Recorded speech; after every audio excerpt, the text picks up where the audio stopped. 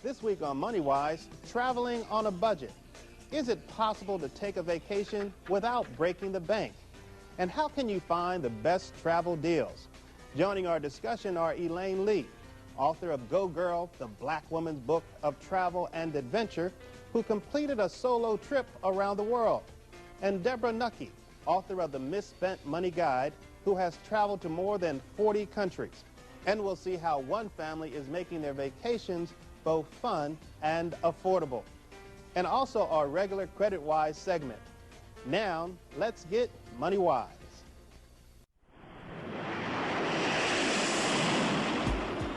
Americans are traveling now more than ever.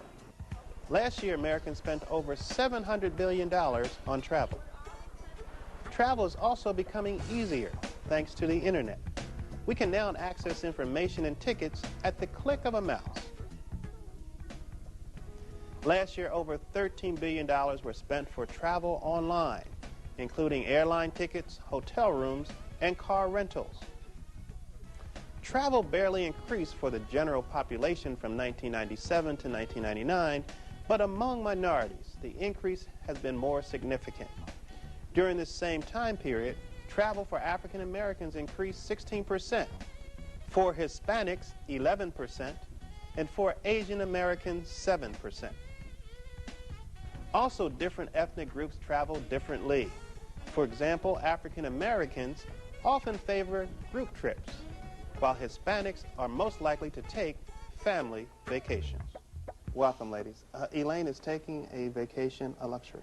Not for me, Kelvin. It's a necessity. It's a way to celebrate life, being on the planet. It's a way to reward yourself when you've done something wonderful, as well as a magnificent learning experience. I read one place that it said to travel abroad is the equivalent of reading 10,000 books. You just learn so much. And I think it's really great for your health, your physical health, just to take time out, relax, you know, Deborah? improve.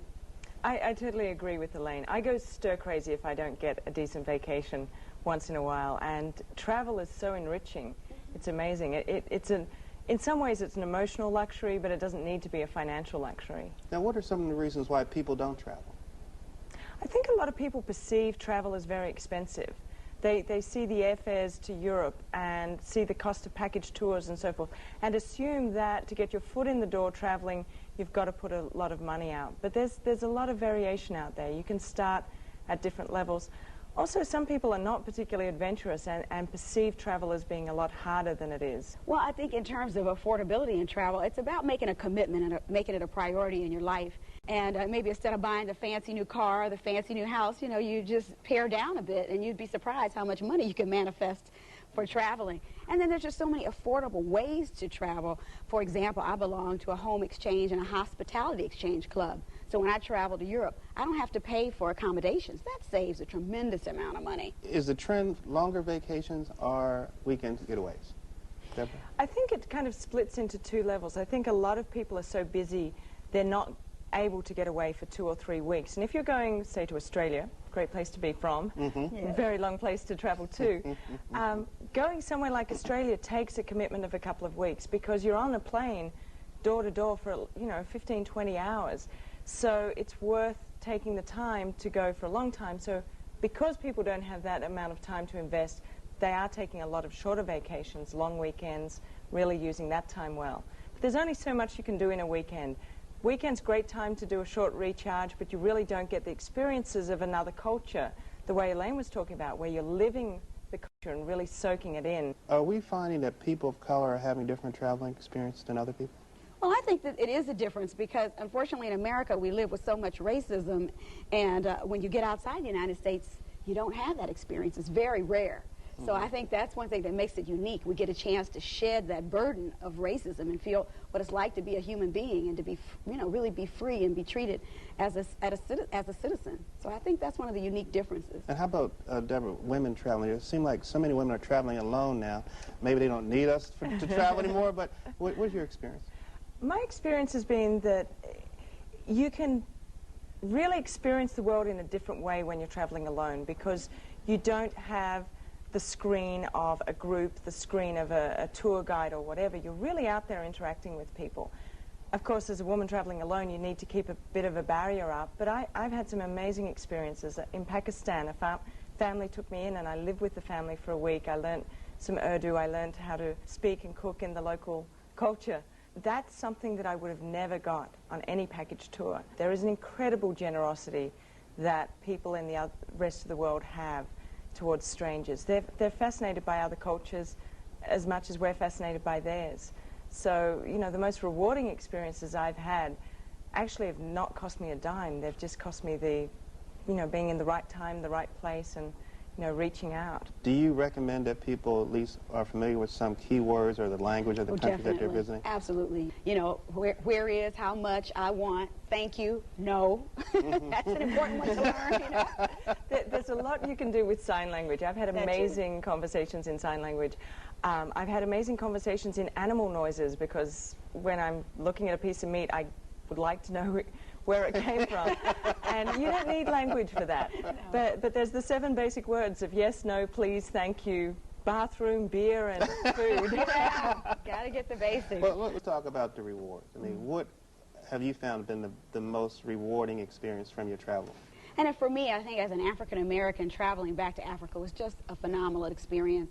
It was like getting part of my soul back, that I didn't even know was missing. You know, it's that sense of belonging, that sense of coming home, that was just something that I think every African American should experience, because here we're a minority. When you go to Africa, you're part of a majority culture. It's a completely different experience, and something that's really worthwhile. Now, you talked about, earlier we talked about the educational benefits of traveling. Let's talk a little bit more about that, especially for families, because, you know, a lot of people are taking their family and their children abroad. What are some of the rewards? As I mentioned before about, you know, the value of travel and learning is no substitute for it. I mean, you can't read it in a book. You can't watch it on TV. You have to go and experience that, you know, to see how people live their lives so completely different. You know, human beings have the same needs, same desires, but they're fulfilled in such unique, amazing ways. And when you travel, you can really see that and experience it through the food, through the language, through the dance, through the religion. Just such variety, you know, as well as the great parties and music. And sounds like you're fun to travel with. With you next time. You know, for kids, it's an amazing way to open their minds up and take geography out of a theoretical textbook and put it in their pocket. Take culture and language out of a theoretical textbook and really have them live it. My brother travels with his 2- and 3-year-old, and I would have never thought a kid that age would benefit from traveling, but my nephew, you know, is almost the icebreaker, and he's so quick to pick up different languages. And I imagine as he gets older, that exposure to other cultures will mean he's going to be a more open-minded kid than if he had never traveled outside his neighborhood. Let's see how this works in the real world.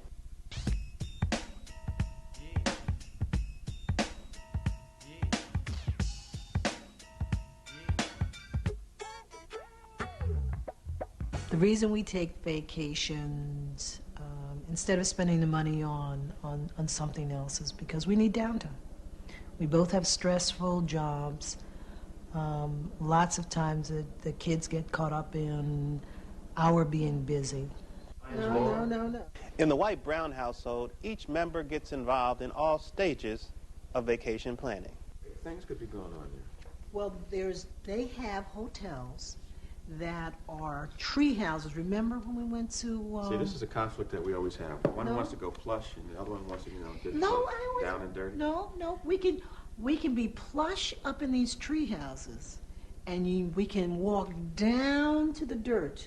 Yeah, but sleeping We dirt. are planning to go to Kenya.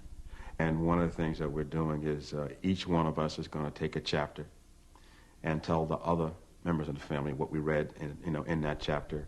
And so we figured that the way we'll have some understanding of the culture, what to see, and what some of the traditions are before we get there.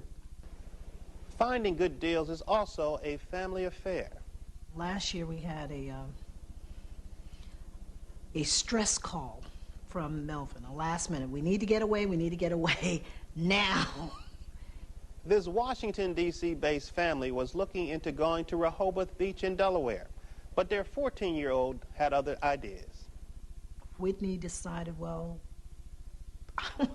I want to go somewhere where there's blue water and white sand. And I said, hey, here's your budget. You can find white sand and blue water for this budget. We'll go.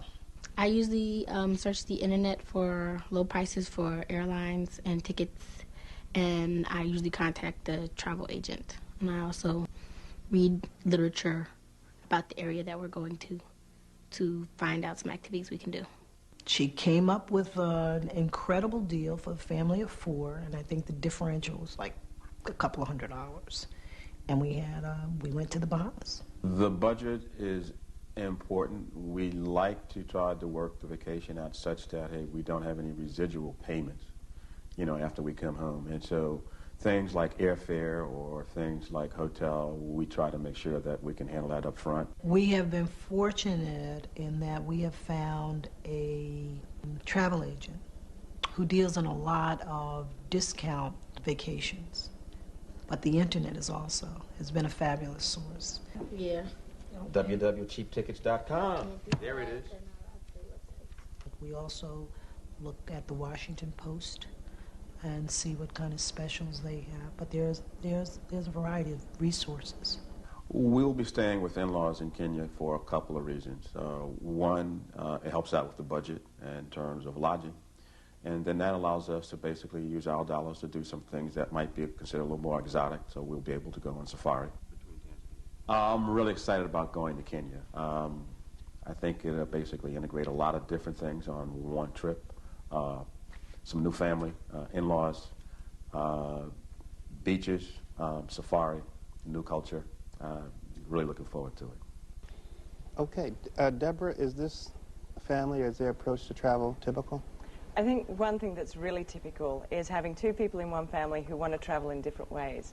And so that's a really great conversation to have up front, because if you've spent a whole lot of money and you arrive in a country and one of you thinks backpacking is fine and the other one thinks looking at the stars means 5 stars, not the stars in the sky, you're in trouble. So I think that's great.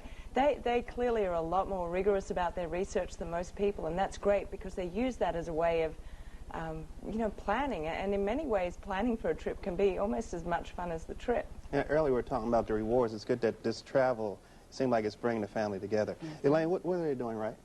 Oh, doing right. I think, you see, they had these books in front of them. It's just so important to study and prepare. One way to make travel affordable and pleasurable is to do your homework. And there's great books out there. I recommend people going to their local travel bookstore or the library. And as that young woman said, the internet is really the key now for finding deals, for learning about countries, as well as setting up pen pals, Well, let's bring the money thing in, because this is a money show. The family was talking about their budget, that they had a travel budget, and they were trying to stay within that budget. Elaine, I know in your travel, it seems like you do a lot in terms of money management. Give us some money management tips as it relates to travel. Well, I think the first step is making travel a priority. And what I did is I went to a financial planner and helped her chart out a life for me. This is what I want travel to be a permanent part of my life. How do I design my finances, my investments, in line with that? But you also did some other things to find new money. I think you rented out part of your house. Well, we had to do asset management. What can I do, And so look at all what you have. And I said, well, I have a 2-car garage that's sitting there empty. I think I'll convert it into a 1-bedroom apartment, and all the money that I make from that unit is going to go into a special travel fund, and that's what I'll use to travel around the world. And I did that, and within 2 years, I had enough money to retire briefly for 2 years and travel around the world. Give us some money tips for traveling. Again, it's about making the priorities. There are so many things you spend a few dollars on. I mean, $40 a month on cable, that can go easily towards actually experiencing the world as opposed to sitting in your lazy boy and watching the world through someone else's camera lens. So it's about choosing where do you get value with the money you're spending and where are you happy to cut back. I mean, local food in most countries is a lot more affordable. Often making your own plans is a lot more affordable than going through a package tour. For example, if you're going hiking in Tibet, I was reading the other day in a book where they were saying if you're going through an organized tour, you're paying about $150 a day. If you turn up in Kathmandu and find someone to do it, you're paying about $50 a day. Or when I was in Indonesia, for example, I lived like a queen for $10 a day, Kelvin. $10 a day. I had a lovely little bungalow by a river, 3 meals a day, tours, performances that I went to. What's the difference between being a vacationer and a traveler? Well, it's a big one is kind of what she was alluding to. Being a tourist, tend to go on a group and have someone show them, you know, what a country is like. I think being a traveler is immersing yourself in the culture and becoming a part of it. And that's one of the beauties of the home exchange and hospitality exchange I alluded to earlier. Living in the homes with the people, going to the grocery stores, going to the schools, where you really immerse yourself in the lifestyle. And I think that's one of the basic differences, being an observer versus being a participant. Have any tips, Deborah, for travelers going outside the U.S. to make their trip smoother? First of all, do the homework like the family did on the video. Knowing what you're going to see and where you're going to see it makes a tremendous amount of difference. Secondly, if you are someone who uses credit cards a lot and pays them off in full, get frequent flyer miles for it. You can get a lot of travel for free if you have enough frequent flyer miles, and that's certainly how I fund a fair amount of my travel. The third thing is just don't be afraid. The first toe you put in the water overseas, you'll realize it's not nearly as hard or as daunting as a lot of people think. So just getting out there and experiencing it, it's very addictive. That's the big warning. Once you've done it once, you'll want to go back again. And you're right, all of a sudden the luxury car doesn't look nearly as important as another trip back to somewhere interesting. Well, you know, in our world of finance, there's always insurance, and now we find there's travel insurance. Yeah. Like it or don't like it? Oh, it's an absolute must. Okay. I think so. You have to have it. But if something happens to you on the road, you might need to be evacuated back to the States. And so you need to have that, or some emergency happens in the family and you have to cancel your trip. You know, instead of be out of $2,000, $3,000, $4,000. And then there's also trip protection. Yes. Are they expensive? No, not at all. I think for my trip around the world, my insurance was $248, and that covered everything. Unfortunately, I broke my foot when I was in Egypt. It was just wonderful to be able to have that all paid for, you know, not only there, I mean, for that, but any residual kind of expenses as a result after I got back home. There were occasioned during the trip. Deborah, any thoughts? It's important to look into what your credit card company offers. For example, if you have a gold or platinum card with a number of companies, they will offer an awful lot of travel insurance for free. Just little things like rental cars. If your insurance covers that, or your car insurance covers that, you can save a tremendous amount on the insurance. So read the fine print on that, or talk to your insurance agent first and work out what you need to supplement. Let's talk about the internet, its impact to traveling. It'd be everything from discount airlines. What's the favorite thing that you found on the internet as ways to travel? Oh, there's just so many, so I don't know almost where to start. But I think for the last-minute travel planner and the person who has a flexible schedule, the internet is phenomenal because there's just so many last-minute deals available. But also, just for me, when I'm traveling, I start with Travelocity, you know, and just get a scan of what's available in terms of affordable travel. And then I try smarterliving.com, HotStep, Sidestep. There's it's amazing amount. Are you just looking for deals, travel deals? Generally, I start with the airlines. Yeah, those are the ones that I just mentioned are great for finding airline tickets. And then there's also hotel brokers that are available that buy lots of hotel rooms, and then they sell those at a discount. For car rental, that's available. Deborah? And there's great research if you want to find out about a country as well. Now, many Americans may not be travelers per se, but we are cruisers. We love to take cruises. Advice, Deborah, your clients taking cruises? Cruises are like, buying a cruise is like buying a car. If you pay what it says in the brochure, you've paid too much. Nobody pays what there is in the brochure. Now you tell me. Basically, it's like an airplane. The person sitting next to you can be paying half as much, quarter as much. The key is to work out, first of all, how flexible you are. Like you were saying, if you're traveling last minute, there can be great deals. But also, in the case of cruises, if you're booking way ahead, there can be really good deals as well. What would you say to someone who says, yes, I want to travel around the world, or I just want to take a cruise, or I just want to go somewhere for 2 weeks, but I just can't afford it? What advice would you give them? So how much do you want it will depend on whether you can afford it, because in reality, we all spend a lot of money and we're making choices every day about where that's going. So if travel is a priority, you'll find the money, but don't go into debt for it. There are companies out there that target people saying, here's the cruise, here's the trip, spend this money and we'll pay it off over the next 36 months.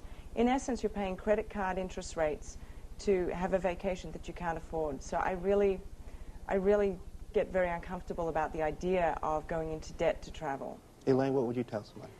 Well, I would think if they're fearful about the financial aspect of it, you know, maybe traveling locally would be a beginning. You know, try something close by, and then maybe the next year a little further. People think it's a lot more expensive than it is. I mean, United States and Europe are quite expensive areas to travel or live. But the Caribbean and Africa, as I mentioned before, you know, in Egypt, again, I lived there for about $10 to $20 a day. I mean, you'd be surprised how affordable travel really is. And there's some interesting countries that have where our money, the dollar, is valued much higher than their local currency. I think people are still missing Canada for a long time. Yes, I mean, Canada, great price. Everything is half price there. I went to Whistler on a skiing adventure last year, and I was really surprised how far the dollar went. At the moment, the Australian dollar and the New Zealand dollar are very low, so there's a lot of potential to travel to the South Pacific region of the world if you're interested and get a great deal. Give us one thing you would like for our audience to take away. What would be the one bit of advice on travel and saving money? Learn the internet.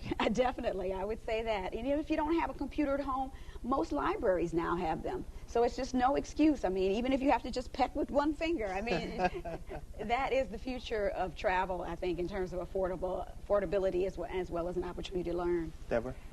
Decide you want to go and then work out how you can afford it, not the other way around. If you spend your life waiting until you've got the money sitting there, it'll never sit there. You've got to start by planning. All right, thank you. It's a great show. Thank you both for being here.